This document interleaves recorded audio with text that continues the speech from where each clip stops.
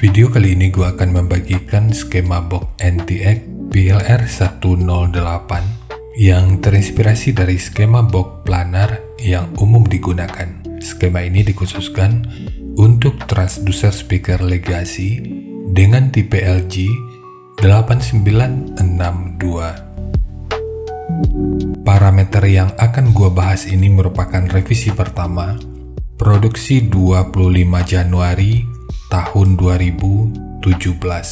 Jadi ini produksinya udah cukup lama dan gue perhatikan belum ada update-nya sampai saat ini. Dan lembar parameter ini gue dapatkan dari website resminya. Dan seperti biasa, untuk ukuran detail dari unitnya di sini nggak disediakan.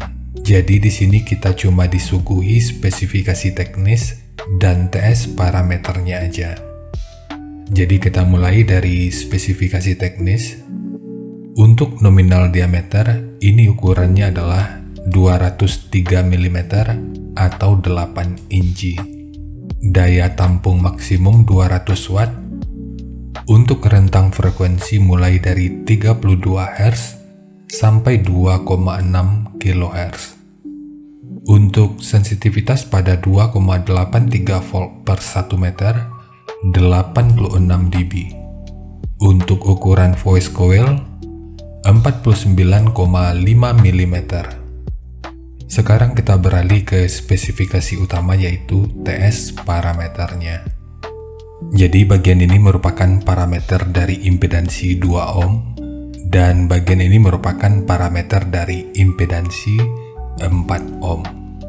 Jadi kita mulai aja. Untuk Fs ini 31 Hz. Untuk DCR 1,7 ohm atau 3,4 ohm. KTS 0,33 atau 0,56. Cache 0,36 atau 0,65. QMS 4,22 atau 4,06. MMS 44,4 gram atau 41,7 gram. GMS 0,59 atau 0,63 mm per Newton. BL 6,4 atau 6,5 Tesla meter. Fast 38,6 atau 41,6 liter. Efisiensi 0,31 atau 0,18%. SD 216,4 cm persegi. Dan terakhir XMAX di 4,2 mm. Dan dari semua parameter ini, kesimpulan di awal yang bisa kita gunakan, speaker ini memang lebih direkomendasikan untuk box tanpa lubang angin. Untuk EBP, ini akan tergantung pada impedansi yang akan digunakan. Namun yang pasti, ini memang disesuaikan dengan peruntukannya. Karena ini ditargetkan untuk penggunaan volume internal yang minimal. Sementara terkait efisiensinya, di mana Fs-nya 31 Hz dan respon frekuensinya mulai dari 32 Hz, menurut gua ini terlalu rendah dan mungkin gak akan begitu maksimal pada rentang frekuensi tersebut. Ini karena untuk menghasilkan frekuensi rendah yang baik, sebuah speaker itu tentu juga harus didukung dengan diameter konus yang lebih besar serta jangkauan XMAX yang lebih tinggi. Meskipun tentu kita nggak bisa melewatkan parameter Q-nya. Jika diset pada frekuensi yang terlalu rendah, XMAX-nya akan mudah tercapai dan output yang dihasilkan tentu akan terdistorsi, sehingga watt yang mampu diterima otomatis juga akan berkurang. Dan dengan watt yang berkurang, maka SPL-nya tentu juga akan menurun. Jadi tantangan utamanya tentu ada di sini. Intinya, semakin besar sebuah box, maka akan semakin rendah respon frekuensinya. Namun daya tampung wattnya tentu akan menjadi semakin terbatas, sehingga SPL-nya tentu juga akan jauh menurun. Tapi seperti target penggunaannya, dengan parameter yang disajikan, ini tentu akan cocok aja untuk audio mobil. Sekarang kita masuk aja ke rincian semuanya.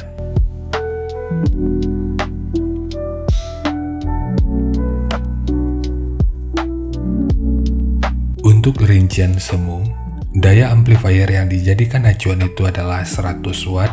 Kemudian untuk rekomendasi titik potong bawahnya itu di sekitar 60 Hz. Tapi ini sifatnya tentu nggak mengikat, jadi nanti bisa dicoba aja sesuai karakter yang diinginkan. Dan untuk slope, nanti juga boleh menyesuaikan. Kemudian untuk puncak SPL-nya, ini diperkirakan mencapai sekitar 110 desibel. Semua ini merupakan rincian semu, jadi bisa lebih baik atau bisa aja lebih buruk dari yang diperkirakan. Karena untuk efisiensi akhirnya itu juga akan bisa dipengaruhi oleh beberapa faktor. Apakah itu kerapian dan kepresisian dari pembuatan box, kualitas bahan, hingga equipment yang digunakan. Sebelum melanjutkan, harap baca deskripsi video, karena ada beberapa informasi tambahan terkait bahasan yang ada pada video ini.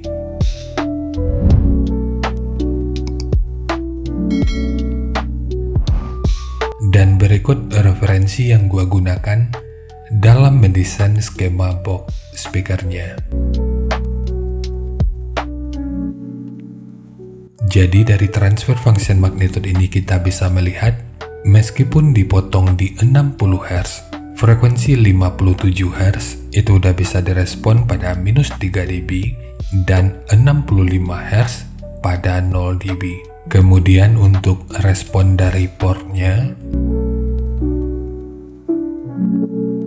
dengan daya 100 watt, pergerakan udara pada port puncaknya ini diperkirakan sekitar 18,6 meter per detik. Ini memang berpotensi untuk terjadinya chuffing, tapi seharusnya ini masih dalam batas yang aman.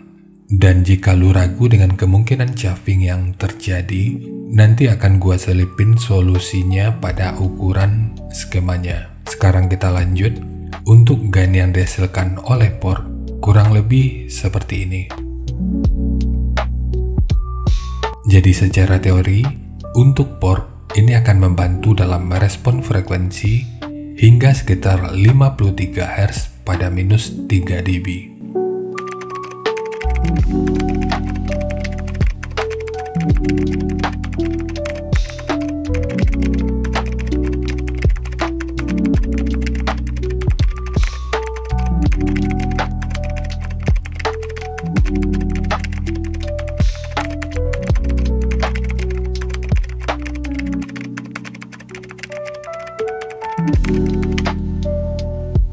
Sekarang langsung kita bahas aja skemanya.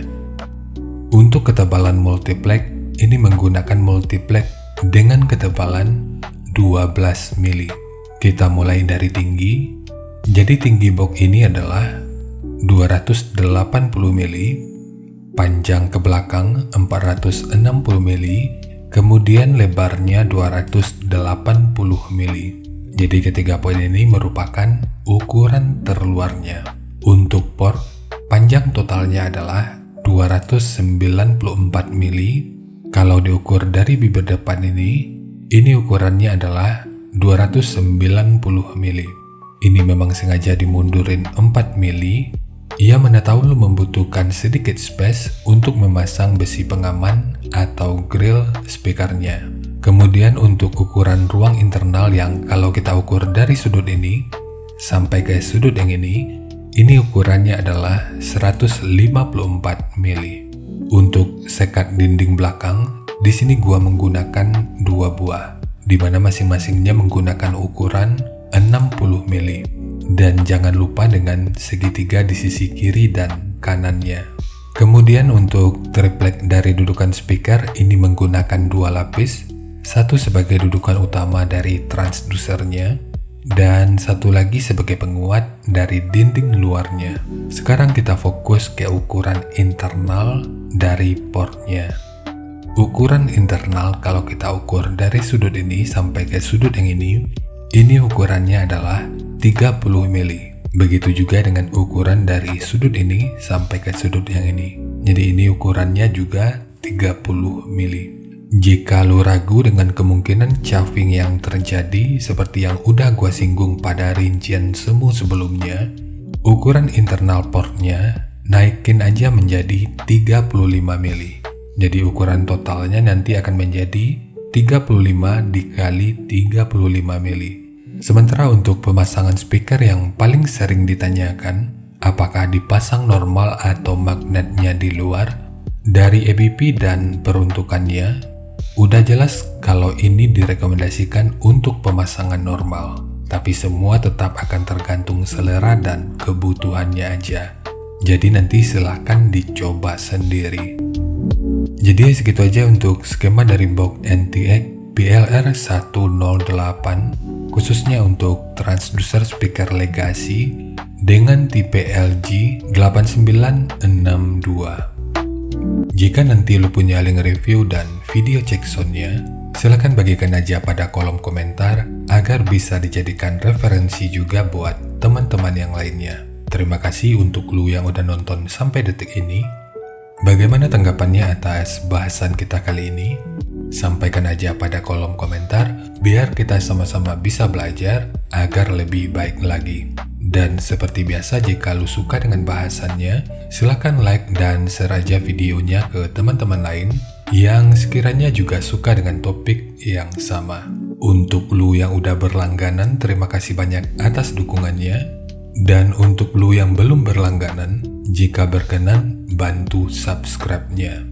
Dan jangan lupa untuk baca kolom deskripsi dan kunjungi juga tab komunitas untuk mendapatkan informasi dan update terbaru. Jadi segitu aja, dan kita ketemu lagi pada video yang lainnya.